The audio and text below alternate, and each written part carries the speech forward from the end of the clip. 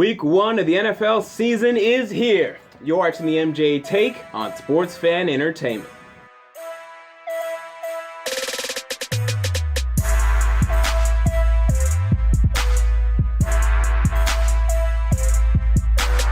Welcome to the MJ Take on Sports Fan Entertainment. Week 1 of the 2016 NFL season is here in front of us today, and man, I've been looking forward to this for quite a while, as have you, and we're about to talk about it. But before I get into all of that, remember we have the Sports Fan Entertainment Picks Challenge, where you get to make your own picks against me. The link and password to this is down in the description box below. Join now, because if you don't join now, you're going to be behind the 8 ball, because these games are about to start getting going, and I'm telling you right now, if you're behind, you're not going to catch up against me. So if you want to beat me, now's the time. Go make your picks. If you haven't made your picks already and you're in the group, make your picks, because man, you don't want to get behind when you're going up against me. So with that said, let's get into week 1. Now, mainly, this is the way I like to do things. I go game by game. And every single game, I'll give you maybe anywhere from a 10 seconds, maybe even 30, 40, 50 second blurb on, why I have this team winning, what the score will be, and all of this information can be found down in the description box below.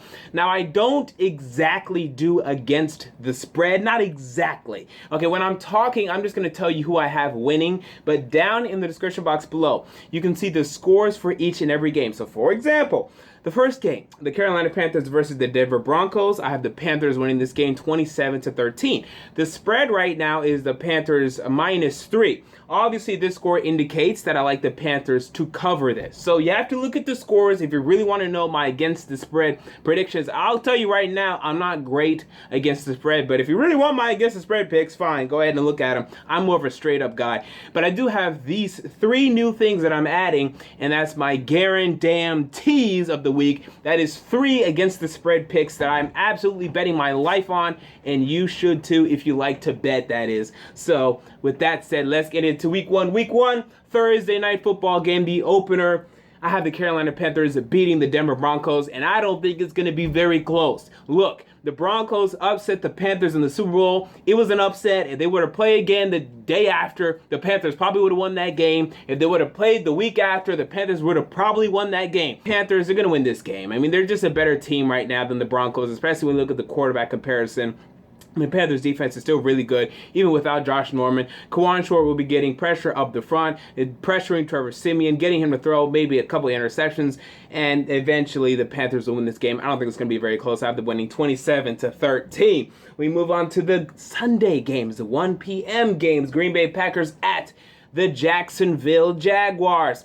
Now, yes, there is a little bit of an upset chance here, but I ain't buying it. I think the Jaguars aren't ready for the Packers. I think the Packers will throw all over the Jacksonville Jaguars. I have the Packers winning this game 31-21. Buffalo Bills at the Baltimore Ravens. This is a tough game. This is a really tough game. I think both of these teams are very similar right now. I have the Ravens going 7-9. I have the Bills going 6-10. This game is in Baltimore. I got to go with the home team, and they look pretty good. Really good, actually, in their third preseason game against the Detroit Lions. I like the Ravens 24-23.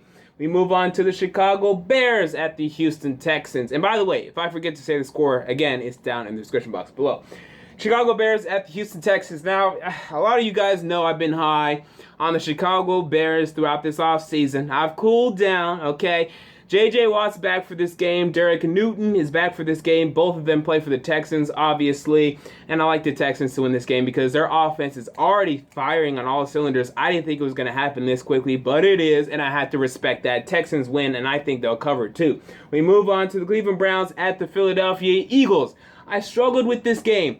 Both these teams, I think, stink. I think both these teams are pretty much awful. One of them has hope to me, the Eagles. The other one really doesn't have hope. They're just kind of, they're showing some flashes in the pans, but nothing more than that for me when it comes to the Cleveland Browns. I'm sorry, that's just what I believe.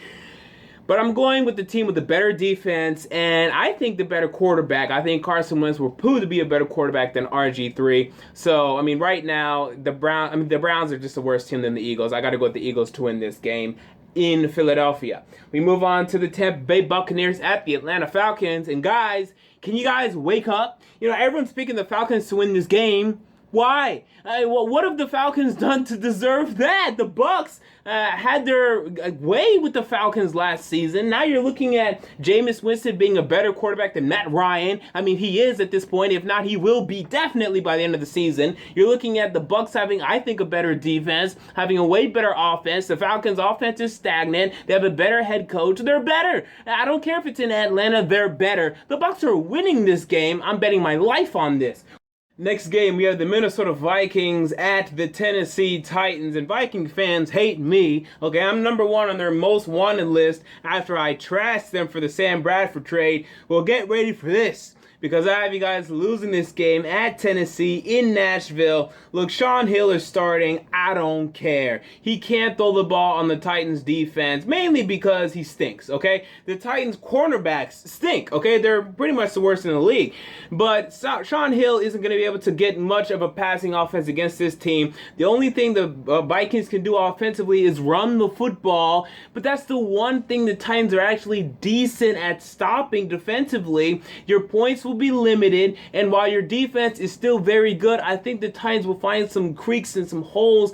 Derrick Henry, DeMarco Murray, Marcus Mariota, they're going to run the ball a little bit, be a little bit efficient, and pull out an upset victory. I have the Titans winning this game 20-17, and it really has nothing to do with my bias. I honestly believe that the Vikings will not be able to put up enough points on this Titans team to defeat this Titans team. So we move on to the Cincinnati Bengals and the New York Jets. I struggled with this game, but at the end of the day, I'm going with Andy Dalton. I think Andy Dalton is actually pretty freaking good, guys. I mean, the guy got injured last year, but when he was healthy, he was playing well. Even at New York's tough. They have a tough defense. It'll probably be a little low scoring, but I like the Bengals and Andy Dalton in that run game and AJ Green to just pull it out in the end over, Ryan Fitzpatrick. I just can't trust Ryan Fitzpatrick and to pull out this tough game. I don't see it right now. We move on to the Oakland Raiders at the New Orleans Saints. Tough game. I mean, this is a pick'em game. I'm just going with the home team. It's going to be a high-scoring game, but the Raiders secondary doesn't look very good right now, and the Saints passing offense is really good right now. So I'm going to go with the Saints to win this one in a high-scoring affair. We move on to the San Diego Chargers at the Kansas City Chiefs. Everyone's picking the Chiefs to win this game, and I will too. But guys, there's a big upset ability here, and the Chiefs are favored by 7 points. I don't know why. I think the Chargers will definitely cover this. But again, I think the Chiefs is the prediction here just because they're a better team. Okay, they're a better team. But if this was in San Diego, it'd easily be San Diego to me. These teams are very close. It's just that it happens to be in Kansas City, and I have to go with Kansas City right now because they're pretty healthy. And Joey Bosa won't be as good as he will be later on in the season quite yet. So I gotta go with the Kansas City Chiefs, but man, I'm telling you, there's a high upset ability here. We move on to the Miami Dolphins at the Seattle Seahawks. Everyone thinks it's gonna be a blowout, and so do I. The Seahawks will blow out the Miami Dolphins. It won't be very close. It's in Seattle, no chance. The Dolphins have no chance, especially if Devontae Parker doesn't play. Forget about it. Richard Sherman will shut down Jarvis Landry, and they won't be able to move the football at all. Expect a blowout. That's what it's going to be. We move on to the Detroit Lions at the Indianapolis Colts. Yet another shootout on deck here. Vontae Davis of the Indianapolis Colts is out for this game. This is going to allow Matthew Stafford to throw all over the Colts defense, all over their secondary, and I think they're going to get really close to winning, but I like Andrew Luck to pull it out in the end in the fourth quarter. It'll be a fourth quarter game for sure, shootout for sure. I just like Andrew Luck to pull it out. Why? I trust him a little more in the fourth quarter than Matthew Stafford. Matt Stafford really doesn't play well against winning teams, as we all know. We move on to the New York Giants at the Dallas Cowboys. Dak Prescott starting this game for the Dallas Cowboys. I just can't pick him to win this game. Now, the Giants didn't look very good in preseason. Their offense isn't rolling quite yet, but the Cowboys' defense stinks. They don't have a pass rush. They don't have a secondary. They don't have a linebacking core outside of Sean Lee. Their defense stinks. And yes, they have Byron Jones, but come on. 2 out of 11 players does not mean you have a good defense. Your defense stinks. So with that in mind, I think Odell Beckham can get open. I think Sterling Shepard can get open. I even think Rashad Jennings can even get some nice rushing yards here. The Giants are the prediction to make here, but I grant you this, it'll be close, as it always is between these two teams. We move on to the Sunday night football game, the New England Patriots at the Arizona Cardinals. You know, the Cardinals is the pick here. But with that said, I think they're getting a little too much credit, and I have them winning the Super Bowl, by the way. The Patriots will be close. Their defense is pretty freaking good. Bill Belichick has been planning methodically for this game for months and months and months. It will be close, but it will be the Cardinals winning this game. And we move on to the Monday night football games, where we have the Pittsburgh Steelers at the Washington Redskins. I have the Redskins upsetting and beating the Steelers in this game. No Le'Veon Bell. Now, that's not a huge issue because they do have D'Angelo Williams, but no Le'Veon Bell. Antonio Brown going up against Josh Norman. Norman may not shut him down, but he will slow him down.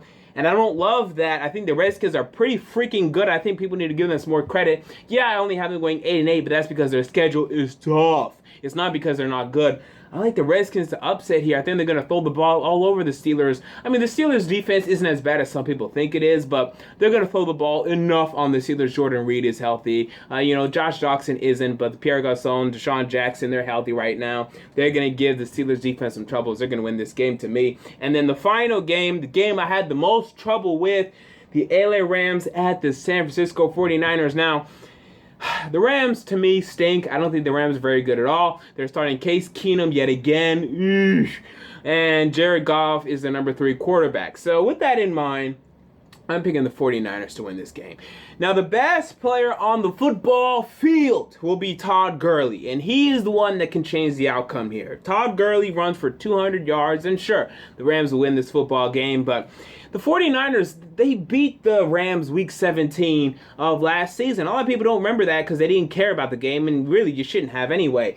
The 49ers, they beat the Rams. Maybe one time a year, but they beat the Rams, okay? And Blaine Gabbert, Carlos Hyde, they never played together last season. I think this little duo here could give some teams some fits. I mean, they're not going to win many games after winning 2 games, but I think this is one of the games they're going to win. I think they're going to run the ball efficiently, over 200 yards rushing combined between Blaine Gabbert and Carlos Hyde. They're going to give the Rams defense some issues, and they're going to win the game to me. I have the 49ers upsetting the LA Rams. So 2 Monday Night Football upsets, and then we have my guarantees of the week. 3 games, 3 covers. This is what I have happening against the spread, by the way. Panthers -3. Again, I think the Panthers are going to win this game. I don't think it's going to be very close. I don't trust Trevor Siemian. I mean, who can? I mean, seriously, you trust this guy? I can. Panthers win the game easily to me. Yes, Cam Newton has been struggling in preseason to some people, but I don't know. I saw him all over the Tennessee Titans, so I don't know what people are talking about. Panthers -3. Second one, Chargers +7. Yes, I have the Chiefs beating the Chargers, but man, +7? I got to take those points, man. I mean, the Chargers, they will compete. They will be close to the Kansas City Chiefs. It's not going to be a blowout. It's never a blowout between these two. Maybe the Chiefs may win by 10, but man, I really like it to be close, or even the Chargers to win. You got to take these +7 points. And then the Bucs +3. Again, I think the Bucs will beat the Falcons. I don't think it's going to be very close. I think the Bucs are the picks here. So yes, these are 3 away teams. But man, I really feel confident about all of these. Hopefully next week I can find some home teams that I trust. I just couldn't do it this week. But this week, these 3 are my guarantees. And obviously I won't get them all 3 right most of the time, but 2 out of 1, or 2 of 1. Wait, what is it? 2 of 3 I will definitely get. You can bet your ass on that. So there you go. Those are my week 1 predictions and picks. What are yours? Comment down below. I want to know. Until next time, this has been the MJ Take on Sports Fan Entertainment, and I'm out.